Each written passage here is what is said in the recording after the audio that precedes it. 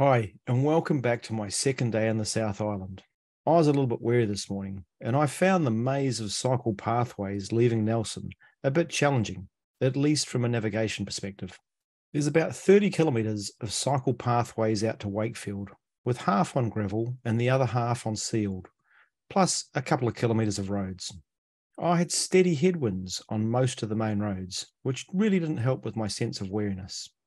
I stopped in a cafe at Wakefield for my usual big breakfast and a large chocolate milkshake. Both were disappointingly small. Riding from Wakefield to Tapawera, there are more gravel cycleways which meander through farmland, and the aroma of fresh hops was mouth-watering, but maybe that's because I'm also a homebrewer. The Spooners Hill Old Rail Tunnel definitely requires some lights, and it's the longest tunnel I've ever cycled through, at 1.4 kilometres long. By comparison, the Remataka Rail Trail that we cycled earlier coming into Wellington is only 584 metres. I passed Dave Moss again on the way down to Tapawera village, where I stopped in at the Four Square to grab some more food. It's a bit over 60 kilometres from Tapawera to Lake Rotoroa, with about half of it on gravel roads.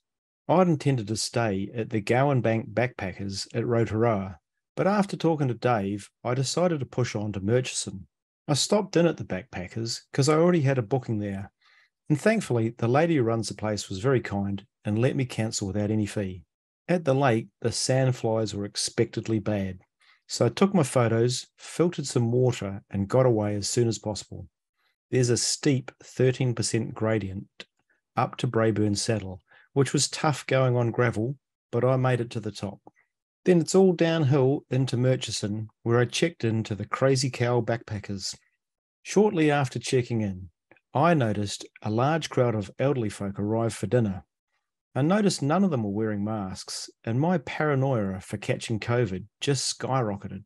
After taking a shower, I bumped into Marcus and Nikki, who'd just arrived. I must have passed them somewhere in the afternoon, but I couldn't figure out how or where.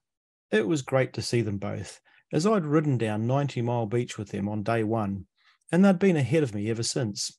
That night, I had a lovely fish dinner at the pub across the road, and then a few beers with Dave, Marcus, and Nikki. When I look at the elevation profile for today, it looks mostly uphill, but reading the stats tells a different picture. There's about 1,435 metres of climbing, but about 1,325 metres of downhill. So go figure. Thanks for watching, guys. I hope to see you on the road again for day 15 tomorrow. And remember, leave a message, give me the like, and subscribe if you haven't already. Thanks, guys. Ciao.